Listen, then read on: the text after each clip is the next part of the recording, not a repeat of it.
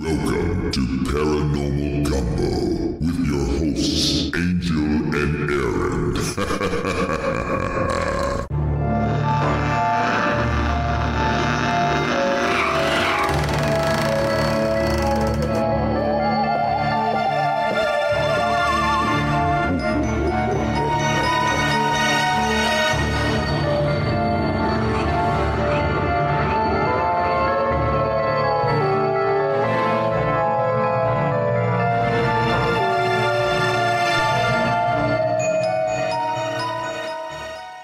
Everybody, welcome back to Paranormal Gumbo. I'm so happy that you tuned back in to hear the second part of the Paulinne Delcour-Min interview. It is going to be really interesting. To me, the second part of the interview was the best part of the interview, so I'm really excited to share that with you guys. You'll notice today Aaron is not with us. He'll be back with us next week, but we had quite a hectic week, so he wasn't able to actually join us today. And you might notice too, the sound quality is a little bit different. I'm actually not recording in our studio. I'm recording in my art room, so it's a little bit different acoustically, and I'm using a different mic, so excuse us if it doesn't sound quite as good as our professional studio. Let's talk a little bit about paranormal news. What's in the news? Well, the big thing in the news as far as paranormal goes is storming Area 51. I know you've heard about that. You had to have, unless you're living under a rock. I think my grandmother's grandmother knows about it at this point. What started out as a joke on Facebook actually ended up developing a life of its own, and now over 1 million people plan to storm Area 51 on September the 20th. A lot of people are not taking this as a joke. They're taking it seriously. I urge you, please reconsider if you've decided to go to the Storm Area 51 event. I don't believe it's going to be a very pleasant day. The military is ramping things up over there just in case it ends up being a big situation. So please reconsider if you've decided to go over there. I know of people myself who do plan to go over there. They may not plan to actually storm Area 51, but at least plan to go and watch to see what happens. And I would really discourage you from doing that as well. Who knows what's going to happen? I don't know. You know, if you go over there, you run a huge risk of getting shot or getting arrested. And, you know, neither one of those is very good. So I do urge you not to do that. We're not going to talk about anything else as far as paranormal news right now. This is a little bit different of a show today, since like I said, Aaron's not here, and we do have our second half of the Paulinne Delcour-Min interview. So I do want to thank Paulinne Delcour-Min for being kind enough to sit down with us and talk to us. She was so gracious and so kind, and really answered some deep questions to the best of her ability, being put on the spot like that. So I'm very appreciative of that. And if you've not read her book, you really should get her book and read it. It's called Spiritual Gold, and it is on Amazon. We've got a link to it on our website. You can probably get it in bookstores as well, I'm sure. I want to remind you that if you have any stories that you'd like to share with us, you are welcome to come on the show. We'd love to set something up so that we can have you tell your story on the show, or you can just send it in to us. You can send it either to our email at paranormalgumbo@gmail.com, or you can go to our website, www.paranormalgumbo.com, and there's a contact us form that you can fill out. We can tell your story ourselves if you would like, using your name or anonymously. If you don't want us to use your name, or if you want us to use a pseudonym, we can do that. We've got some really interesting stories lined up for you guys, so we'll be telling you about some really good stories coming up. And if you've already shared your stories with us, we do thank you, and we will get them on the air. We have a story from one of our listeners that I'm going to read you now. Her name is Ash, and Ash has been listening to us since the very beginning. So she's actually the very first one that sent in a story to us. So I appreciate that, Ash. We're going to read it now, and I'm sorry if you hear a dog whining in the background. That is my little dog, Pumpkin, who is whining for French fries. I fed her a couple of French fries, and now she wants more. So hopefully she won't whine too bad. If she does, I'll have to put her out of this room. Ash says, okay, so this all starts back when my mom first moved into her old house in Mississippi. I was spending the night one night, and I was watching TV. Everyone else had gone to bed. I was in the living room, and it was late. I think it was past midnight. I was just watching TV alone, and I was about to go to bed. I looked over to the entrance to the kitchen, which was by where the TV was, and I saw a girl that looked exactly like my sister, who was in maybe kindergarten or first grade at the time. The only difference was her hair was a little darker and a bit longer, and she was in tattered Victorian-era clothing, like some sort of an old nightgown. She was staring at me from the doorway, and I got this bad feeling in my stomach, so I got up and turned on the light. She was still there and still staring at me. At the time, the clothing didn't really faze me or anything because I was tired, so I told her to go back to bed. She smiled at me and ran into the kitchen. I say ran, but it was more like in old movies when things were inhumanly fast and they just kind of blur. I heard dishes crashing and breaking, and I went in to see everything in place. Nothing was broken. I went in to go check on my sister. She was asleep in her normal clothes, and it didn't look like she had woken up recently or anything. She was fast asleep. It didn't stop there.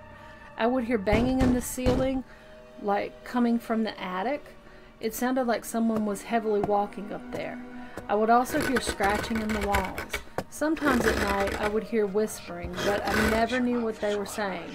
No one else ever seemed to hear it. Everyone thought I was making it up for the longest time. I also always had a bad feeling about the attic, not just because of the things I heard coming from it. I just didn't feel like it was a good place. Then my grandma moved in a while after everything started happening, and she started experiencing things too. She'd talked to a little girl named Melody, but she saw other people there as well.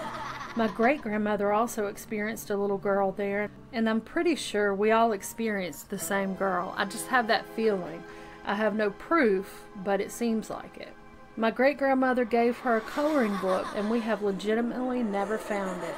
When that happened, people started believing me a little bit. One of the scariest experiences I had in that house was when I woke up because I couldn't breathe and I felt something on top of me. Something heavy, like someone was sitting on my chest, but nothing was there, or at least nothing that would show itself. I also felt something around my throat that night, like whatever it was trying to choke me. When it stopped, I got up and I didn't go back to sleep that night. And I again had no hard evidence that it had happened. When we moved, I thought that would be the end of what I was experiencing, but at this point, I'm kind of convinced that something from the house is following me. No matter where I live, I hear the banging and the scratching. No matter where I live, I can feel something watching me, and I never really felt that until all of this started. Before I moved on to base, she's a military wife, I was alone in the living room at a family friend's house, sitting on the other side of the couch from where a lamp was. The lamp was always plugged in, always, and I was literally the only one inside the house at the time. I was playing on my laptop, not paying attention to anything, and the lamp threw itself at me. Luckily, it didn't hurt me because of the cord still being in the wall. It just kind of landed next to me on the couch, so I put it back. When I got to the base, I saw a box move slowly across the living room, and when I went into the bedroom alone for the first time, the closet door, which is like one of those old fold doors, or whatever they're called, started shaking violently.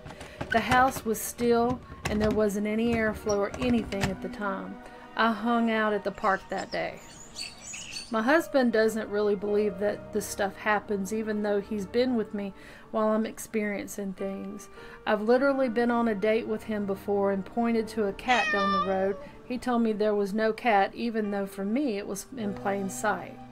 My cat will look at certain parts of the room we're in sometimes and be really focused on it. It will be the same part of the room. I can feel something staring at me and have a really bad feeling about it, and it always changes. Sometimes she'll refuse to go into a room, or she'll run out like something's after her.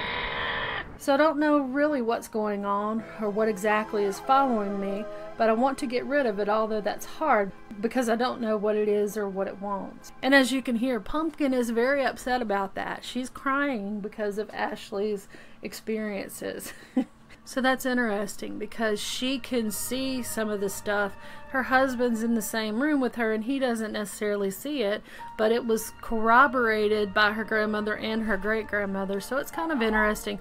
Just one of those situations where some people are sensitive to things and others are not, maybe.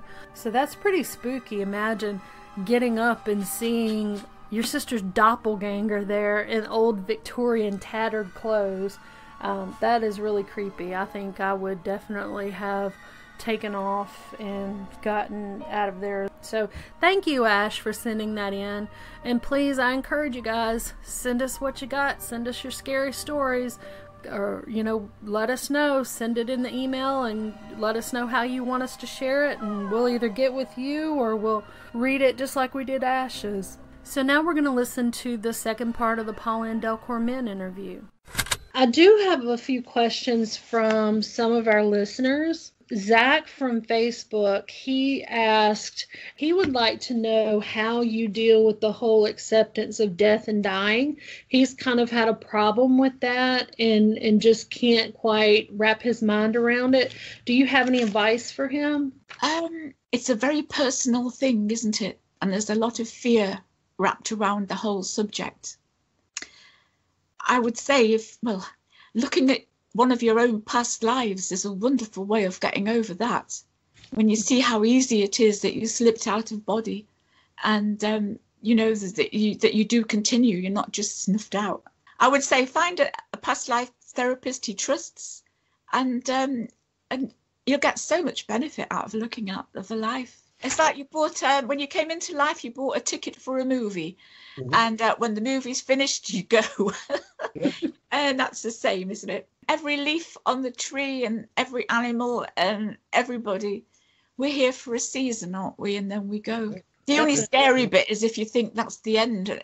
But, you know, your consciousness is that will travel beyond. And for some people doing a past life, they say the best bit was when they left their body. Mm-hmm. You know, that was a skeptical friend of mine. She said, you know, Pauline, the best bit in the session was when I died. My body. I love that. It's amazing. Well, you know, you're always hearing of people with near-death experiences. They say it's very peaceful. Yes, they're afraid at all. Sometimes when they come back, they cry for days because they're back here in the treacle. You know, back in the heavy old spacesuit for planet Earth. I read one just a few days ago. I can't remember exactly who it was, but he said that he had a near-death experience, and the worst part was coming back because all of the weight that he had before was pushed back on him. Yes.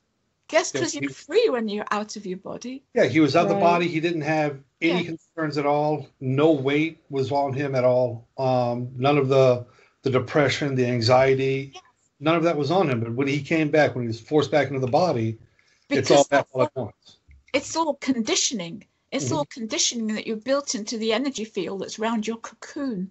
Mm-hmm. And when you've slipped out of that, you've left it. And it's like every night when you dream, you lift off into the higher worlds and then you come back. And, you know, if you ever have a narcoleptic jerk, like you're falling asleep and then suddenly you go, you just jump. That's because you've come back into your body and you've hit muscle tension. But we don't stay in our bodies 24 hours. When we're asleep, we're lifting off and we can astral travel. We can go into the future, into the past. Because that's why you have deja vu experiences, because your higher body, your astral body isn't tied to time like your physical body. Your cognitive dreams are because you've gone into the future. And, you know, there's lots of different types of dreams. Some just are clearing mind chatter. Some mix up the past and the future. but they're all part of another aspect of you, aren't they? One that's not tied to this physical body and all its conditioning and its programs and its yeah. And sometimes we need to release the scream of disbelief when we died. I know that happened to me when I drowned once. Well, it was to do with being in a vehicle in a limestone cave. This was in a different country a long time ago, and this tidal wave came and it crashed in through the roof because the cave, limestone's quite porous. There were holes and openings and there was sunlight coming down, but this wave came in and just fell on top of us, and I woke with the pain in my ears because of my eardrums and the pressure and the scream of disbelief. Wow. And so in the morning I had breakfast and then I meditated to find out a bit more about that life, because I love working with dreams. They are so interesting. But literally you do get past life, and it's a way of releasing the energy and a way of healing, because we are on a journey for healing. Right. Whether it's a slow journey or whether we speed it up by choices we make, like visiting therapists or whatever. But life will take us on a healing journey, and we're given opportunities to take a decision we might have had trouble with in the past, to try another go at it, to meet people that we had tricky relationships with, to try and be a bit more unconditionally loving. We don't have to have 100% success this time, as long as we just notch up a few brownie points and move it along a bit. Nothing. It's just that life and the universe will take you on a journey of healing, whether you think about it or not, and that really is your life today. It's just healing experiences that you may or may not pick up. We've got a noisy cat again. That's okay. We were speaking of dreams just before you called, and as you were calling, I was about to tell her about one that I had not long after we first moved to Mississippi. I was sick at the time and I had a high fever, so I credit this to, oh my God, I had the high fever. But in this dream, it was actually several dreams rolled into one, and in each one of them, I was someone different on the day they died. Like in one, I was a nurse in a war zone. In another one, I was a cowboy. It's like 5 of them, I believe. One of them, I was a soldier in another war zone. One, I was a child. And the 5th one, I can't really remember because that's right around the time I fully woke up. But it was the damnedest thing. And, I've told several people about it. And they're like, just because you had a high fever.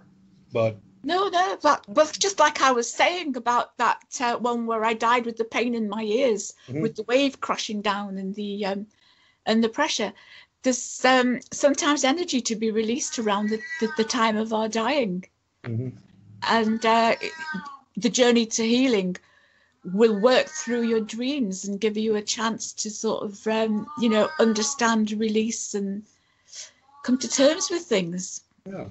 I got you. That's amazing. That's interesting. I never knew that. You want to ask her a couple more questions, and then I'll pop her with my big one. Okay.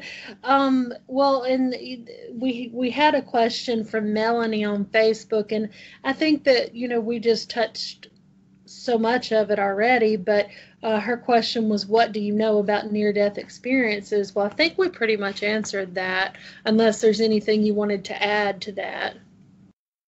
There's a very good book on it by Dr. Penny Sartori. I should have had the book here to show you, but I haven't got it. She was a cardiac nurse, and a lot of people with heart problems do have those near-death experiences. They die and then they get resuscitated. So that's a particular category where you get people with those experiences. And she did a PhD on the subject, and various hospitals were sending her data. And she said she started off thinking that as a nurse you need to have all the intervention that's possible when somebody's dying.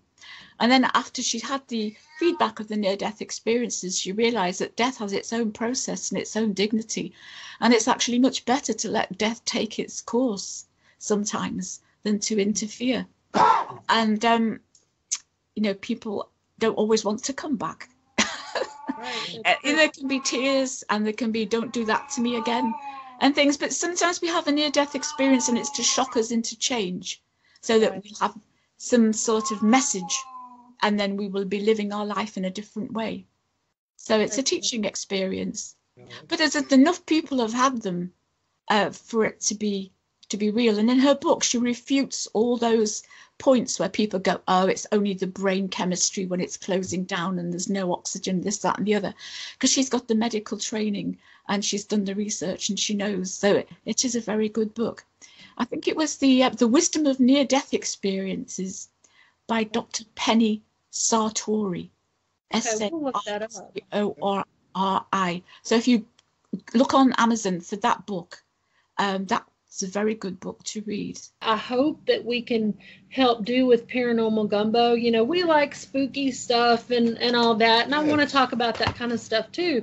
But I also hope that we can touch, you know, people on the more spiritual side as well, because it's, you know, there's a seriousness and then there's a fun and games part. But I'm serious about the spiritual side. Yes, no, I think that's very, very worthwhile and very important, the things you're doing. Thank you. It's not all just about, you know, Bigfoot and Nessie and UFO. It's not all just about that. Although that's so interesting too. It is. Yes, it is. Yes, I've got a particular soft spot for Bigfoot. Hey, look, I'd like to meet the guy. Yeah, I recently found out that they've had Bigfoot sightings all over England. I had no idea that was something that went, you know, as far as England. Have you heard anything about that? I have come across that, but it's not generally talked about. No, but there's a lot of the world has Bigfoot. They call it different names, don't they? You know, the Himalayas, it's something else, but there is a whole. I mean, there's too many people have seen them for it to be nothing. Yeah. And I think they're simply extraterrestrial visitors. That's why we don't find them. That's why we don't find nests. They go back home. Yeah. I had a past life as a Bigfoot. Really? That's pretty awesome. Well, do you mind talking a little bit about it? Yeah, we sang in crystal caves. You know, they have a sort of very vibrating, wobbling voice, and they sort of, I think they're here to tune the earth. It's often mountains and forests and, you know, lonely places. Well, they're avoiding us, and they are telepathic, so they deliberately try to avoid us, and it was quite a jolly life. Wow. I think they live a lot longer than we do. Really? And you think that they're very intelligent beings then? Yes. I think we misjudge them because they're not wearing clothes. I think that they didn't need it. They've got their fur. You know, it's like cats. Cats always look elegant, don't they? They don't need to go and buy polyester garments that are going to pollute the environment. And I gotta take my shirt off now? No, we don't want that. It's like birds have their feathers. They're all perfectly. They don't have to give that level of life a thought. Right. Yeah, but we're thinking, oh, they're just animals, and we're thinking that they're lower than they are. But it's like, you know, like the dolphins. They are so much more intelligent than us. They are. Yes, and I wish he could speak to us. And it's like, I think mankind is incredibly arrogant. Yeah. Oh yeah. That leads to the whole arrogance thing that you're talking about. Like we're the only species, we're the only thing, the only life, the only intelligent life in the universe. How arrogant do you have to be to believe that? That's unbelievable. When you look at the night sky and you see all the suns, and it's like they're just the big ones you see, and all the worlds that will be around them. And every time NASA gets a better telescope, it's the universe is bigger than we thought. Exactly. It's bigger every day too. Yeah, and as if this would be the only place where consciousness woke up to be aware of itself. Yeah, no. The universe is aware. Even crystals are aware. You know, in that book, there is the crystal life form, isn't there, near towards the end? And then there's the insectoid one. And I have made a bit of a habit of travelling into other ET forms. So I've Right. well, I think once I had that experience and I saw my lives on other worlds, I'm curious. I wanted to know what they were. So I've researched some, and there's loads I haven't. I know there's a load more, but there's more in each of the books. The second book, Holy Ice, is about the crystal skulls, about my past lives and dealings with them, and it goes into the present time as well. But there's alien intervention in there, that, and there's alien lives, and there's they can give us warnings. A lot of the ET activity around the Earth is to stop us making the same dreadful mistake that they made when they destroyed or rendered uninhabitable their own home planets. And you know, a lot of the ET and the abduction and all the rest of it, you get greys with their hybrid agenda and all the rest of it, but a lot of them are simply having a subconscious education program with us, and it's about change. Get it right, don't ruin your world, because once you've ruined your world you don't have to get it back. And it's like life is so hollow and empty when you're all just living on a mothership and there is no world to go back to. Right, which that's how I actually originally found you. I don't remember if I had put it in the email or not, but Oh, you did. Yes, your story. Yes, that's it. That's it. That was such an interesting book. Aaron hasn't read it yet, but it was so interesting. And how I originally got in touch, first of all, with Philip Mantle and even found out about him was here in Pascagoula, which is that's where we're actually from, or where I'm from. There was Calvin Parker was abducted by aliens in 1973. And I don't know if you're familiar with that, but Mr. Mantle actually published a book with him. Yeah, I've heard of it. I don't know the details or anything, but fascinating. Yes. But we actually were so fortunate that Mr. Parker and his wife did our very first interview. We were actually able to interview them, and so that's how I got in touch with Philip. And so once I found out about Philip, then I started reading his books, and I read that one. And Aaron, I know you didn't read that, but in that book, Miss Delcour, do you go by Miss Min or Miss Delcour-Min? Delcour-Min. Okay, Miss Delcour-Min actually talked about she had lived a past life as an alien, or he talked about how she had lived a past life as it was a gray alien, wasn't it? Yes, it was. It was. Do you mind talking about it? No, not at all. There's a great deal of fear around the subject if you are an experiencer, if you've had missing time or you've had unexplained scars appear on your body. And there's a whole lot of post-abduction syndrome symptoms that John Mack, the Harvard professor of psychiatry, wrote about in his very good book, Abduction, Human Encounters with Aliens. I would recommend anybody to read that book. But, the night fears, not liking driving on dark roads, because they're classic scenarios where you will get lifted up in a tractor beam and taken on board a craft.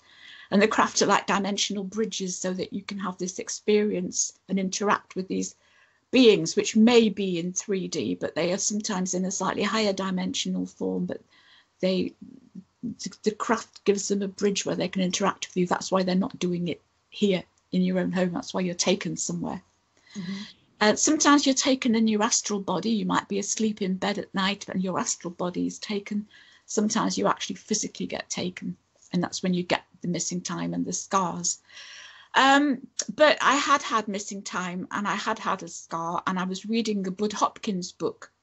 I can't remember what it was called now, but it was The Case of Virginia Horton. And she had this scar down the back of her calf.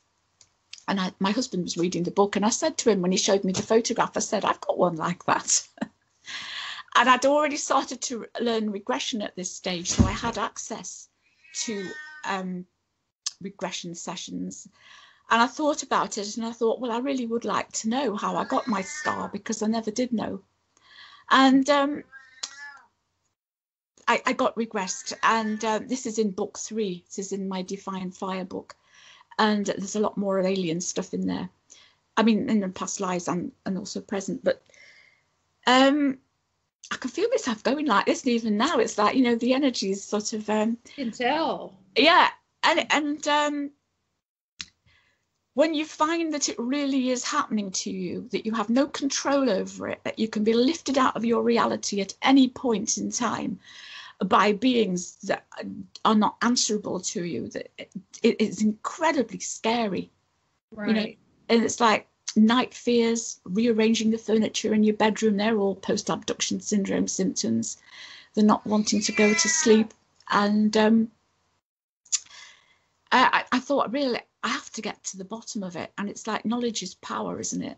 So I'd had this regression where I'd found I really had been taken on a craft, and the scar was a result of a mistake they made when they were taking cells for cloning, and they'd ruptured a blood vessel, and so the wound hadn't closed properly. But reconnection to the Earth's gravity wipes the short-term memory of it. It's on your hard drive, if you like. It's there on, you know, but you just can't remember. It's, you know, it's like when you unplug your laptop and you didn't save a document. Right. So just disconnecting and reconnecting has a real jolt to the system and the human brain. And that's why we don't remember a lot of the things that happen. But I had to get to the bottom of it. I had a week of absolute fear, you know, pain in the stomach. And it was just like, oh my God, this is happening and it's going to happen again. And knowledge is power, as I said. So I really wanted to look into this. The John Mack book was very helpful. And he floated the idea about the past life situation. And once you've realized they're not so different, because you've had a life as those sort of extraterrestrial beings, you can understand them better. And when you realize that you have a contract with them, but the Greys are great for overwriting the contract. They've ripped it up and put their own there because they're relying on you not remembering. But when you do remember, then you're useless to them because you've challenged them and they've lost their power over you. And I just had to, knowledge is power, and I had to get as much knowledge as I could just to get rid of the fear. Mm-hmm. So I realized that they were actually sad little creatures who'd ruined their home world, and they were just wandering through the universe in craft. And the cloning was because they didn't go back into divine mind when they die. You know, we've been talking about dying, but they just hang around for another clone body and they go back into that. They short circuit the proper incarnation process. They're a very old life form, and it's really, they're on the recall list. And that's why they're doing this cloning and trying to avoid the recall. But anyway, I'm just getting lost here. I am getting lost here. It's such a huge subject. That's okay. And I don't mean to upset you, definitely. It was just very interesting, you know, that you actually were able to. I did. I got through the fear. I looked at my contract so I could challenge them. I looked at myself as one of them. So that just made me think they're just sad little creatures. Mm-hmm. And also, there's a huge big thing on the earth about us realizing we're not alone in the cosmos. This is a massive shift that's happening in the collective consciousness. Yeah. And a lot of us who, before we incarnate, we go, oh yeah, put us down on that. We'll help bring in this shift. So that's why there is a lot of contact and a lot of subliminal teaching, because it's part of what we agreed to do. We agreed that mankind would wake up to the fact it's not alone. Mm. But some beings like the Greys have rather written the contracts to suit themselves, because I didn't agree to be on the, the taking cells cloning program at all. Mm. And I keep losing myself here. So it's the emotion. That's okay. But, I think the ET contact, generally speaking, is a good thing. And when you need to find your friends on that level, you look at the first contact. You go to the earliest contact, and they are the ones that sponsor you. They're your team that are looking after you. They helped you before you incarnated. They help you to plan your mission, and they could be any sort of alien, but they actually have your best interests at heart. You will have had lives with them. You will have family on their craft. They actually love you. And when you find them, whenever you're feeling fear, because somebody else's scanning beam is looking for you, all you have to do is phone home. You send them a telepathic thought and they can put you in a holding beam and you can't be taken. And that was the best thing I found, that defined my team. And so it's like knowledge is power. It was a long journey, but I got to the point where I didn't have the fear anymore. I spoke at a few UFO conferences to help people, because I thought, well, fear is dreadful. And I really wanted to help people. And that's how I met Philip. Mm-hmm. I'd approached Philip once I started doing this research, and he invited me to speak at a Bufora conference in Sheffield way back in the 90s. But there's a huge lot of people who don't want the truth to come out. Right. And that's why Philip got elbowed out of Bufora after all the good work he did. And debunkers took over. And the government does not want people to know the truth. And there was a lot of dirty tricks going on, so I backed right out of the field. I thought, I don't need this. I've got young children and I just wanted to help people. And that's it. So really, by writing about it in my book, I am helping people, although like time is, it's a long time. But fear is always the problem and knowledge is power. That's true. Over the centuries, the Illuminati and the rich and the powerful have wanted to keep the knowledge to themselves, haven't they? Right, definitely. Yeah. And it's interesting, though, because Aaron and I have talked about this as well. You can feel that shift happening. Yes. Not only are more people being abducted, more people are talking about it. Governments are even starting to talk about it more now. We had this situation where our Navy over here, they just put in place a new program to gather information when pilots see UFOs and that kind of thing. And, you know, there's other countries as well who are kind of starting to say a little bit, hey, sweetie, she's so pretty. She might be quieter if I stroke her. That's okay. We're animal lovers, so. What Angel's trying to get to is more and more people are becoming accepting of the possibility of life outside of our solar system. Right. And that's something that we need. And we've talked about it. Maybe we've been conditioned to be more accepting of first contact whenever it finally does happen. And we're maybe at that point right now where everyone's like, hey, people aren't going to freak out too much. Let's go ahead and do this. So maybe it'll happen. I don't know. Hopefully. But, you know, I'm not really a conspiracy theorist, but at the same time, I find it hard to believe with the way that governments have reacted that they don't already know most of what's going on. Just like you said with the, you know, you were talking about the Illuminati and, you know, all that stuff. I mean, I do believe there are groups of powerful people who don't want us to know, you know, anything that's going to advance us, because then they lose their control over us. Yeah. So it's true. Yeah. Well, and, you know, we had a situation, for instance, here when Mr. Parker was abducted, our Air Force, our local Air Force base, they tried to contact them and they said, oh, we don't have anything to do with that kind of stuff. We're not worried about it. Why would an Air Force base, why would the Air Force not be worried about it? Especially in 1973, you had the Cold War. For all they knew, it could have been Soviets or something. The only reason I can think of they would have ignored it is because they already knew it was happening. They knew what was going on. Yeah. That's my theory, but anyway. I do think they know a lot more than they tell the public. Yeah. I think so. And some of that I can understand, because there are people who would completely freak out, but it's scary. Yeah, definitely. It can be. It can be. I think younger people who are growing up now, though, they're more accepting. I mean, every generation seems to be more accepting of that kind of thing than the previous generation. Well, if you think about all the films that have come out of Hollywood about aliens, it's been a massive education program. So it's like the younger people have been exposed to this from the word go. And it's like the powers that be may never actually make a statement, because give it a bit of time and our generation will have gone and the younger people will just know. That's true. That's true. It may just ease right on into that. I do have one more question from Kish on Twitter. And this is kind of a long question, and I know a lot of the answer already from the book, but I'm going to ask you the question for him. He said, I'd love to know your theories about the nature of time.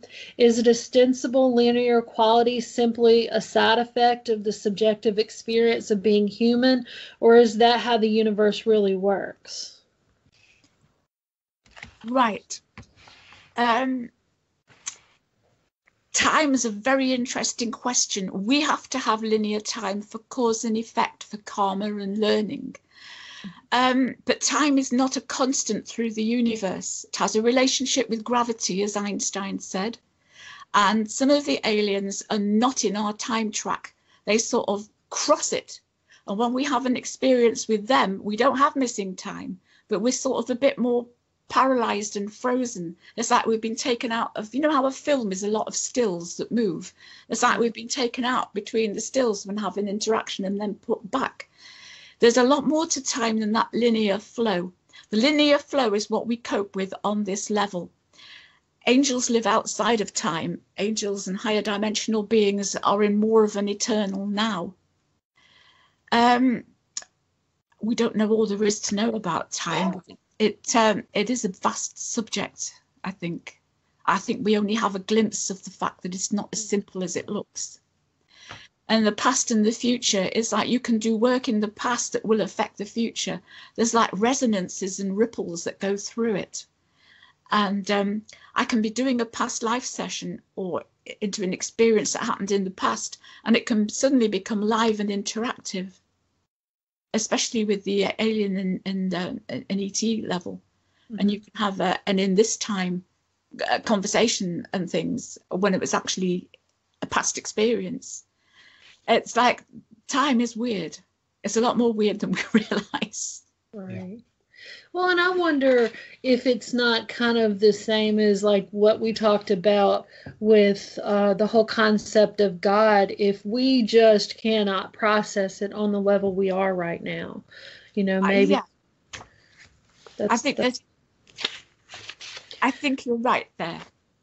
Yeah. Yes, I think we can't, because it's like in our dreams we can go into the future, and we can also access past life memories and things, and it's like, because that's a higher level of us that is much more fluid in time.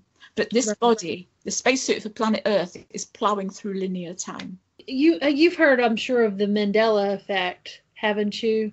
Where yes, Nelson Mandela, and people remember things and they're different. Yes. Right. What are your thoughts on that? Or do you have any? I did go to a talk by somebody who was giving various examples, but I think it's just that we didn't remember it right. You know, a lot of it, I think that's the case too. And then sometimes they'll come up with something and I'll think, that's interesting. But, you know, I know that when we remember something, we don't remember the original event. We remember the last memory we had of that event. So it's a copy of a copy of a copy every time we remember it. I don't know if you're familiar with that. I have seen films that I'd already seen and thought, oh, I'm sure that bit's different, or they've taken a bit out, or something. But I mean, there are parallel realities. So whether we're switching into a parallel reality where things are a little different, I don't know. Right. But I do think the universe is full of parallel realities. It's like every time we have a choice, we follow one path, but another path opens up, and that's also valid. And it's like you can switch backwards and forwards, because in the past life situation, in a therapy session, you look at the karma, you look at the choices, what that life brought, go to the point of death and after. And then if it was a decision that the character took that made everything go wrong, I started saying to them, well, are you willing to go back into the life and take the opposite decision? And if they said yes, we'd do that. And they would then explore an alternative timeline. They would have had warning dreams. They would have had gut feelings. Their angels and guides would have been trying to help them. But, logically, we talk ourselves out, don't we? Well, it's sensible to do this because I said I would, rather than do what I really want to do and not be there. And then I found I've done it with quite a few people. You go in before that event happened where they took the decision, and then they go there and then they take a different decision. And then a whole different series of events unfold, and they may die at a different time, and they've had different interactions with people. And there can be an awful lot of teaching and healing and learning in that. And that's a very valuable tool in past life work. I call it doing a new future. But it's not like they're making it up. They have just simply switched timeline. It existed. It has its own logic. It has things that surprise them. It's not like a fantasy. It's much more real than that. Right. Wow. I love that. That is amazing. And, it's one of those concepts that you could just stop and think about that for hours and just unfold the whole concept in your mind. Because it's the whole, you change one thing and it's going to spiral into something completely new. And there's also the concept of not only changing things in that direction, but things that you do in the future that may be able to change the past. Yes. What are your thoughts on that? I think time is much more interactive than we realize. Yeah. I like that. It's like in a past life session, if we do things to heal the past, that does free the future. Yeah. It certainly frees your future to react differently to things, because you're not just in this game of karmic tennis, batting the ball over the net and just responding. You suddenly open the game up and it's totally different, and it can have a much better outcome. So, Aaron, what were you going to ask? Well, we've talked a lot about the spiritual thing, and we're going to be letting you go very soon here, Pauline. But I've got a few questions for you on the whole regression side of it. Have you ever had someone come to you for a past life regression session, absolutely thinking they were someone in a previous life, let's say Cleopatra, and then find out they weren't and leave completely upset? No, because I always tell people most lives are very humdrum. And and it's basically, I wouldn't work with them if they thought, know, it would be a waste of everybody's time. Yeah. It's just like, we go down the steps or wherever and then into the corridor and open the door like it says in the book. But you've no idea what's on the other side of the door, except that your higher self wants you to see it. Right. I love that. Yeah. I was just like, I'm pretty sure there have been people out there who's like, I was Cleopatra in a previous life, and then they find out they're not, and they're like, everybody's Cleopatra in a previous life if you listen to people. But I think sometimes when you get a person like Cleopatra, who was incredibly powerful and changed the events in history, I think possibly it's a composite character where several, divine droplets put a little bit in. And so that several people in the future could have memories of that same life. Okay. I don't think it's necessarily uniquely owned by one individual. I like that. And it's like, so there would be a reason for more people than one thinking they were Cleopatra. But basically our lives are mainly humdrum.